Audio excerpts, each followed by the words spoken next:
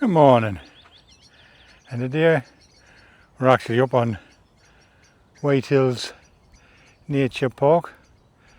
We're going to have a look around, but we're not there for that. We're here about Potshare bowling. So let's begin.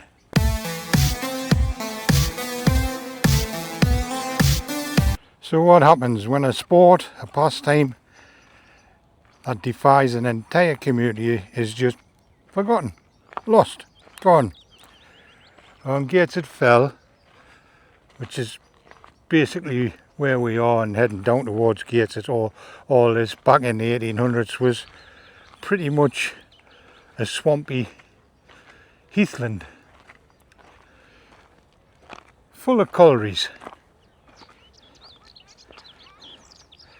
The raw coal mine and quarries faded into silence a long time ago, but something else vanished too, a unique sport that was the lifeblood of these communities. It was a game played not on manicured lawns, but on the windswept moors and dusty back roads by the men who spent their lives in the darkness underground. This is a story of Potshare bowling and the search for a lost piece of British history. A piece of history that takes us deep into the heart of the northeast, into the lives of the miners and the roar of the crowds and the peculiar clash of stone on rough terrain. To understand the sport, you first have to understand the place. Today Gateshead Fell is a sprawling collection of suburbs, a landscape of houses, roads and parks, but for centuries it was something else entirely. Picture a vast open common, like we're in the day, and I've got some houses there. It's said to be over 1,000 acres, and one writer described it as a dark, spongy moor. This was a landscape shaped by industry long before it was shaped by housing. Coal has been a part of life on Tyneside since at least the medieval period. On the ground here was scarred with pits and collieries. In fact, the quarries on the fell, along with others in the area, produced the stone for the world famous Newcastle grindstones. This was a rough, untamed place. In the 17th and 18th century, it had a notorious reputation as a haven for criminals, feared by travellers. But it was also an engine room of industrial revolution, home to the collieries like Elson, Maine, which was somewhere just ahead of her, and Hope Pit. The lives of the miners who worked these pits were unimaginably hard, defined by darkness, danger and relentless physical toll. The threats of explosions were constant, and disasters in wider regions were throughout. The 18th and 19th centuries were grim, ever-present reminders of the risk. In a world this tough, moments of leisure weren't a luxury, they were a lifeline. The open, unclaimed spaces of the fell provided a natural arena for the fun. And for these mining communities, one sport more than any other seemed to capture the spirit, the strength and the defiance: Potshare bowling.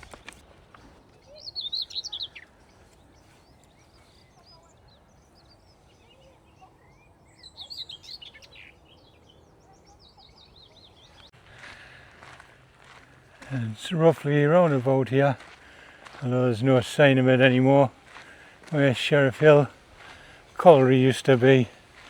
I don't know if this path might have been the old wagon way, I'm unsure. But Sheriff Hill colliery had numerous pit heads, like one called Hope, Ellison, Fanny, Isabel, as many others. So what was Potshare bowling? Well, if you picture a polished alley and 10 pins, then think again. This was a raw, powerful outdoor sport, a true strength and strategy. The goal was simple, but the game was anything but. Hurling a heavy stone ball over a set distance in the fewest throws possible. Think of it as bare bones version of golf, but with knee clubs and knee holes, or a bit like Irish sport of road bowling. The boules, as they were called in the local dialect, were serious business, often crafted from whinstone or dolerite, an incredible hard rock that was used for road chippings. They were formidable objects. Some accounts describe the bowls weighing between 25 and 30 ounces, with a few monsters weighing as much as 50 ounces. That's nearly 1.5 kilograms.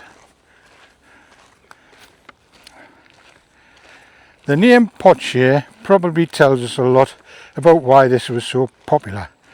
A leading theory is that the players would pay an entrance fee into a central pot, and the winner of the match would take the lion's share and a smaller prize for the runners-up. The element of gambling and prize money was a massive draw, attracting spectators from all over the northeast, who would travel and watch and place their bets. This wasn't just a game, this was an event. The rules of Potshare bowling were shaped by the landscape itself. While things could vary from place to place, a typical match was between two players. Though handicap competitions were more, people became popular later on. The course was often a nominal mile, though the actual distance could change. On Newcastle's Town Moor, a famous venue for the sport, the course was about 875 yards long. Each player would have a helper called a trigger. The person's job was to stand up ahead and mark where the ball landed with a 3-foot stick, also called a trig. The next throw was taken from exactly the same spot, with the bowler straddling the trig so that as they let the next shot fly. It was a continuous journey across the landscape, not a repetitive action of a fixed lane. And the terrain, it was part of the game.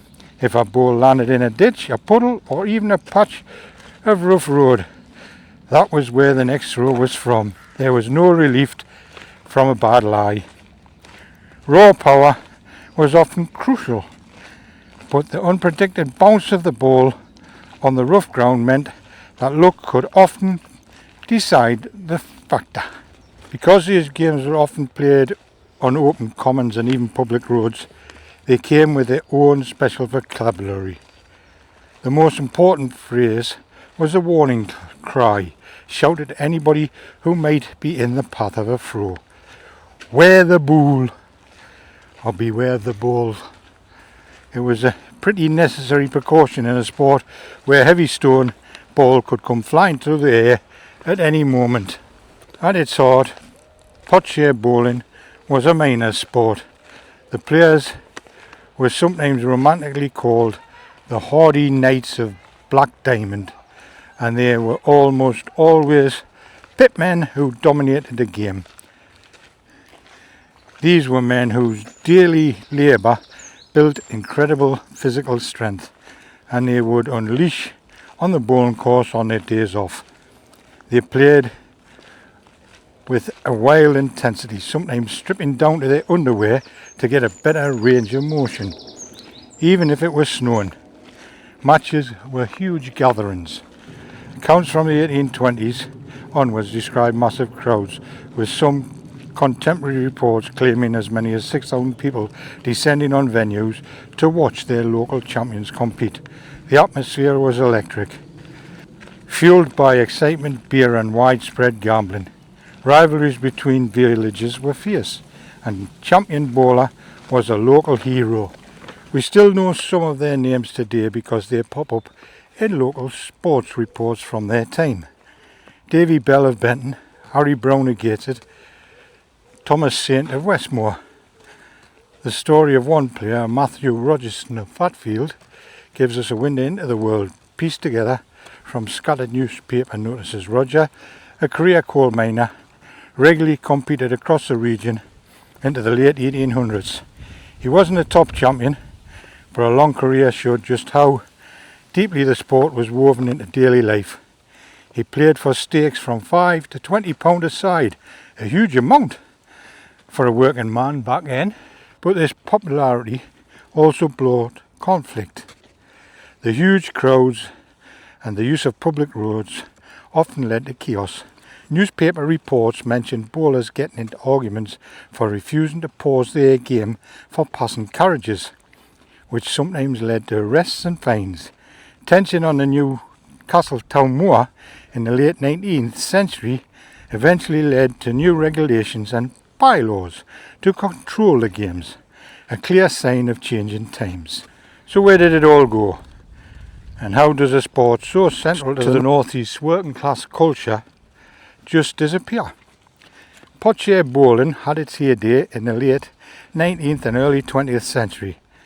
By the 1930s it seemed the game was entering its final decline, though pockets of it may have survived even longer. The reasons are tied directly to the sweeping changes of the modern world. One of the first major blows was the loss of space. The great open commons that were the natural home of Potshare bowling began to shrink.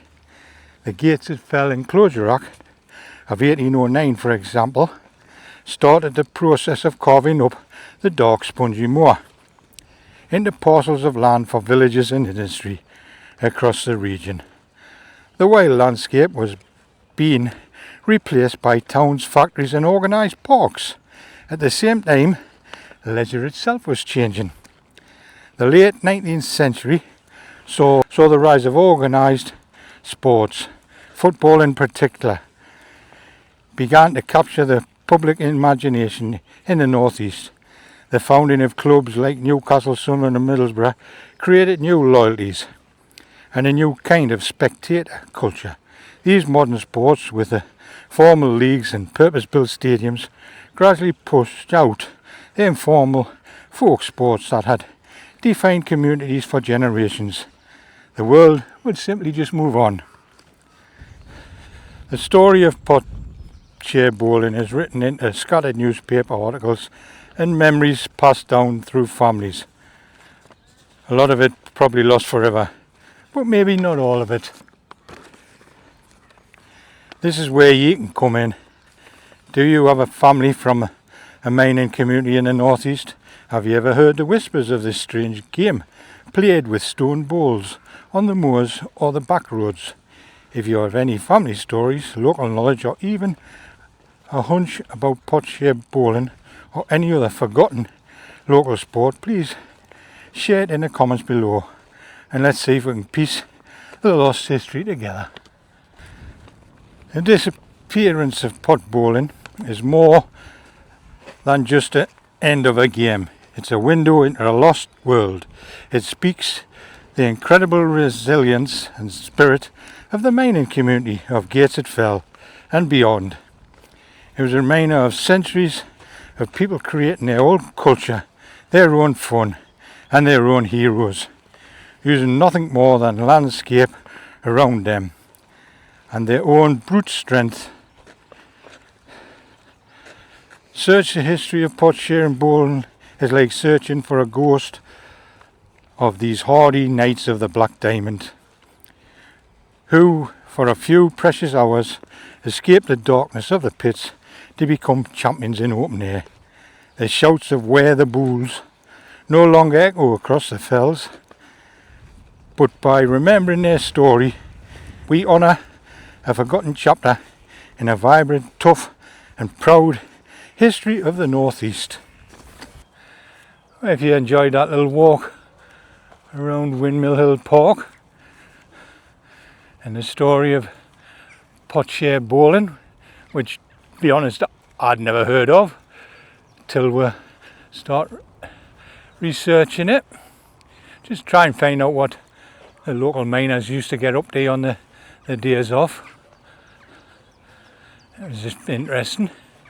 If you like this sort of video, don't forget, hit that subscribe button, give this video a thumbs up and hit that notification bell for for future videos. And we'll see you on the next one. So thanks for watching.